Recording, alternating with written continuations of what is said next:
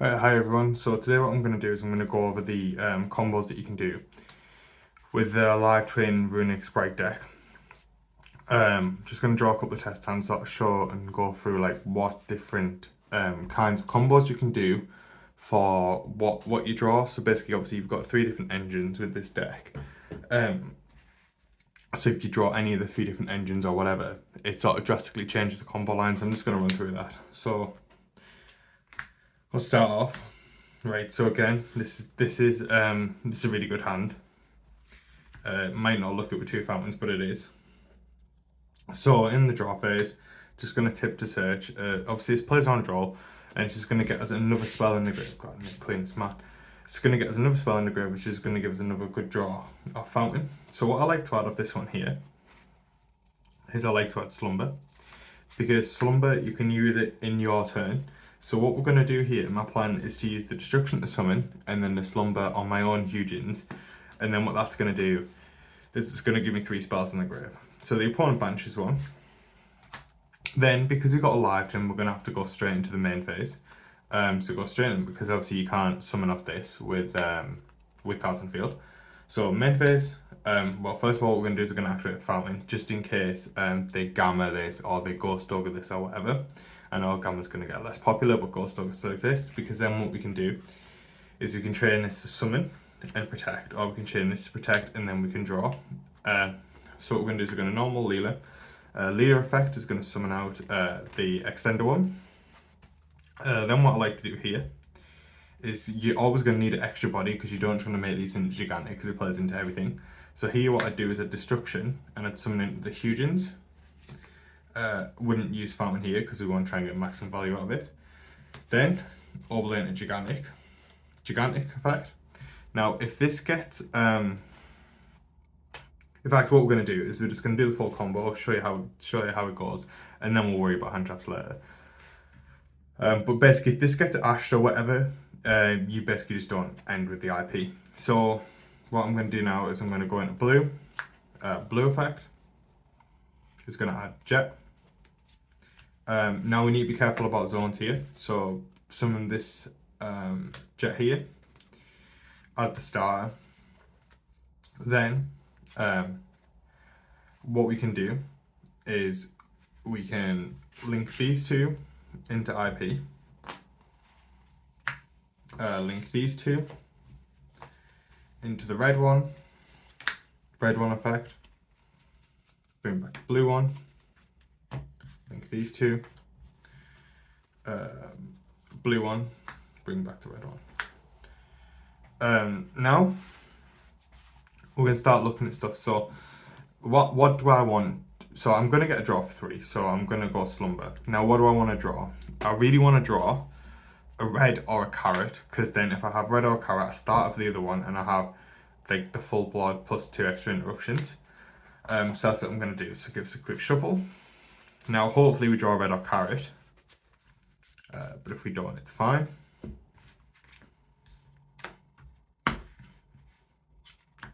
There we go, I drew the red. So this is the kind of thing, like, I've just given myself the opportunity to get lucky. If I started for this red, I'd only have 1 card in the deck. So what I can do now is I can spec the red, I can starter out the carrot,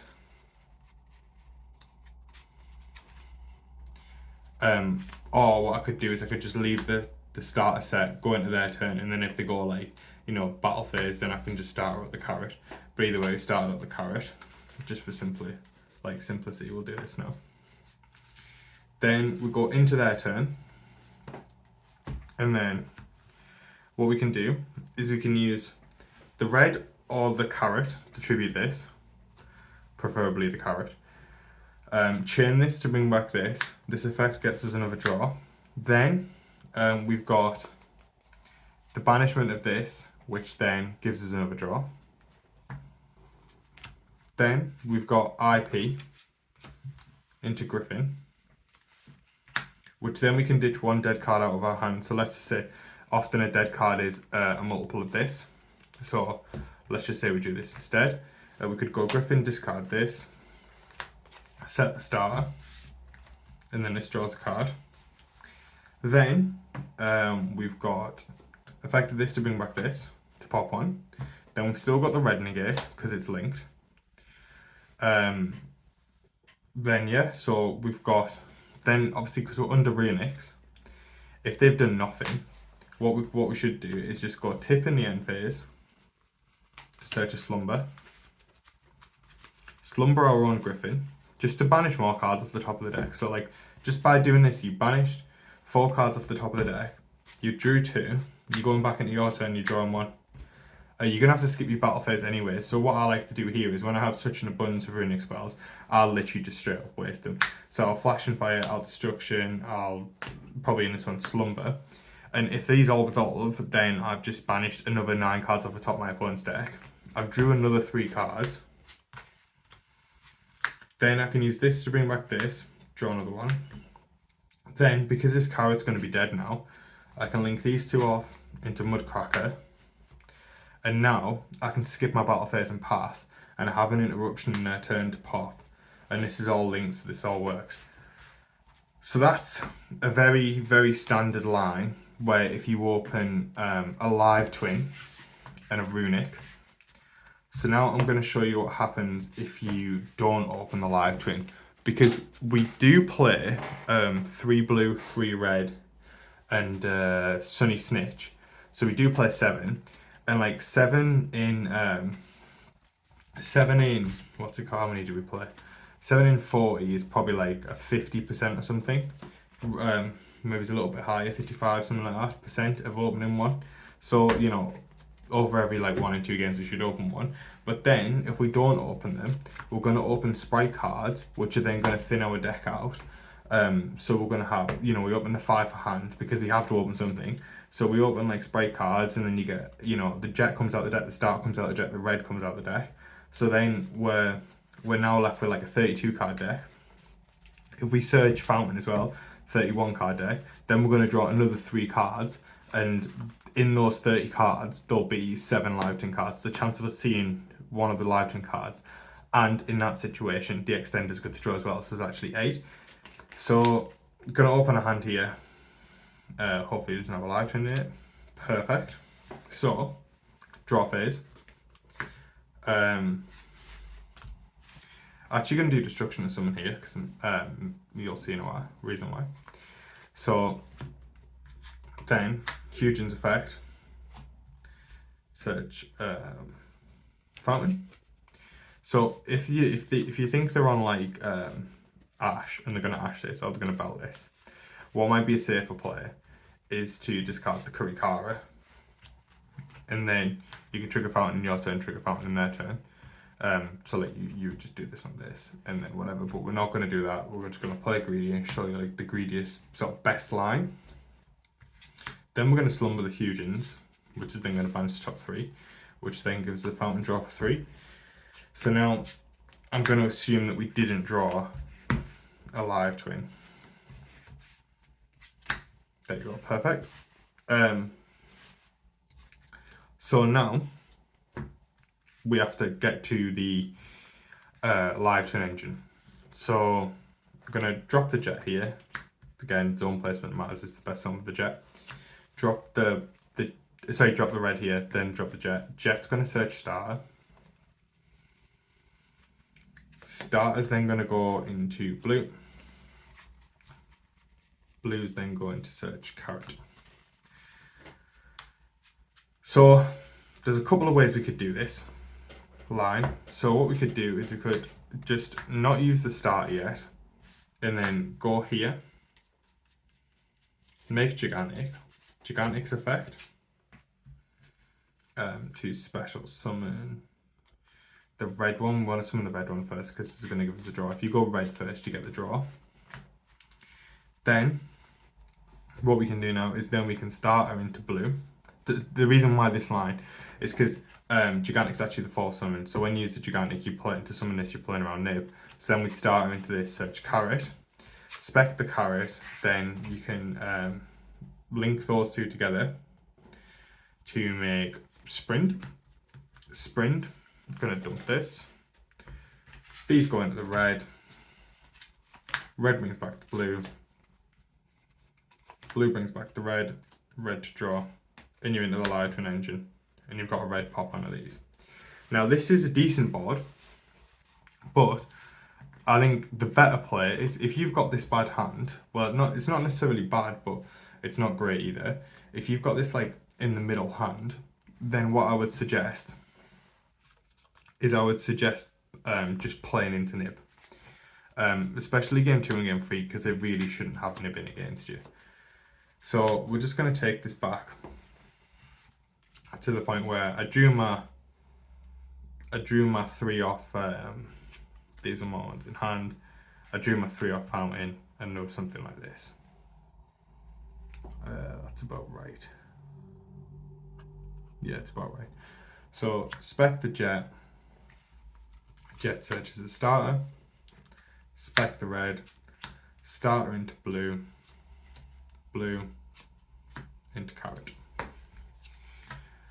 So lots of monsters playing wide into nib, but playing better into every other hand trap. Link these two now into Sprind. Sprind effect sends a blue one. Now you can use the Sprind out the extra monster and get rid of that to make the gigantic. Then you can use gigantic effect to summon this. And then now you've got the full board if you want to, because you can link into IP, then you can do that. Or I think it was Slumber and Destruction that we actually used. Yeah, I think we used Slumber and Destruction already. Yeah, because we used Destruction to summon Slumber too. But let's just say, hypothetically, for the sake of the video that we drew, I don't know, like a random one, like Flash and Fire. Then what you could do is you could Flash and Fire out. And this isn't too unlikely either, because if you're not drawing live twins, you've got to be drawing something. So you're either going to be drawing Sprite extenders, or you're going to be drawing runic cards to special another huge in. Then you can link these two off into IP. Then link these two off into the red one. Red brings back blue, blue brings back red. Effect to draw. So then we haven't opened a live twin here, but we still have the draw of this, the Griffin play, and in this case we've got some stuff, so we can, this evenly is almost never going to be useful, so we can just pitch this to reset the starter, so that gives us another draw. Then we've got the live twin extended draw. Then we've got this bring back this, pop, red tribute this bring back this draw. Then also we've got 2 more runic spells to play with here, because like I say, you have to draw something. Then you get draw 3, and we're cooking on gas. So that's so I've shown you what to do if you have a live twin. I've shown you what to do if you don't have a live twin. So now it's time, I'm going to draw a little test hand and talk about playing into hand traps. So when you're playing into hand traps, like this deck's like to play and just do the combo when they have nothing is really easy, because you just follow the exact same combos that I've done here. It's like the super heavy deck where, like, if you're playing into just doing your standard cookie cutter combo that you've done and you got off your spreadsheet and you've done it 100 times before and you're doing it again, like, it's really quite easy. But if you like try and play it into hand traps, you've got to know when to like take people off hand traps and put people on hand traps. So let's just draw a hand, see what we get. Right, so first of all, what am I thinking with this hand? This is an excellent hand. So I'm thinking what we're going to do is we're going to try and play around draw best we can, and we're going to search the fountain, and we're not going to get cocky with it. So search the fountain here in the draw phase. So this is playing around draw, but you can't take them off the fact that they have draw. Then I'm going to go up the main phase, and the first thing I'm going to do is activate this fountain, for the same reason that if I go normal summon Kissy Kill effect, and they have Gamma, I can use the freezing curses to special summon this to save it, and then I can mill 2. Sorry, then I can draw 2 if I want to. And then that can bear out an Ash or something, and then if they don't Ash the draw 2 in this sort of like dire situation, well then they don't have Ash. But But if they do, then at least I have a flash and fire in their turn to interrupt them, and then a draw 3. So so we're in the main phase. Normal summon this, effective this to summon. Sorry.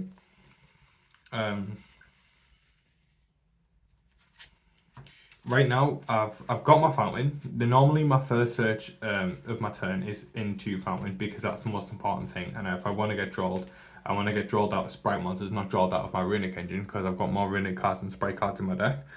So right now what I'm going to do is I'm going to Sunny Snitch. I'm going to grab the extender, because this is just a free draw, and this card's dead anyway. And obviously this comes up to inflict damage, which is just, you know, just that chip damage, this increase in life as well has kept me alive before and won me games. So now what I'm going to do, special summon. Then I'm going to overlay, leaving one of the reds on the field into Gigantic, because then if the Ash, Imperm, Veiler, even if they Ghost Ogre this, I'm going to summon and save it anyway. But basically any interruption on this Gigantic now, even if the Gamma as well, I can link these off into the red, Live Twin, link, and I'm going to get a draw. So effective this to summon, detaching the blue, we want to keep the blue in the grave. Then now, so now the nib's useless. They should have really Ash, Imperm, Veiler this. They should have Ghost Ogre this, so I'm taking them off. And if they haven't drawled me on this, so they don't have Drawl, they don't have Ash, they don't have Imperm, they don't have Veiler, Nib's useless, they don't have Gamma, otherwise they'd Gamma this. So now I can just like think, right, I'm going to start comboing freely and set up for whatever breaks they might have. So I'm going to go blue effect, search jet effect, starter. Then same thing as last time, link these into IP, red, bring back blue, bring back red to draw. Again, this is not very useful now. See, now you could like try and think of a way to get Runic cards out your hand, but these are like the best 2 Runic cards. I don't want to get them out my hand. So what I'm going to do is I'm just going to trying to think now. I probably just start off a red in my turn. So it helps me play around stuff. Then again, just sort of standard procedure. In their turn, we go draw, standby main. Anything, no. Red tribute this, chain this, bring back this to draw. Light and extender to draw. IP. Into Griffin. Griffin, pitch this. Set this. You can also set Runic cards as well. I don't normally do it because you can't activate them until they're done. Draw one off Griffin. Effect to bring back this. Get a pop. Destruction, destroy something. Banish 4. Or let's just do the more reasonable one with Freeze and Curse and Flash and Fire. Then we have Fountain for 3. Then at the end of the turn, we're being smart about it. We're tipping just in case they have draw. We don't want to get drawn in our turn. I mean, we'd have been drawn by now, but sort of thing. And then obviously if they've got a monster, we can have Flash and Fire. If they don't, we can have Freeze and Curses. But we're probably going to just get Slumber. Go our turn, drop a turn. We have useless cards, so we're just going to normal summon this. Then we're going to link these 2 off into Mudcracker. Then we're going to use Leader effect, bring back this, draw another card. Then we're going to use Slumber, banish top 3 of the deck, get draw for 2.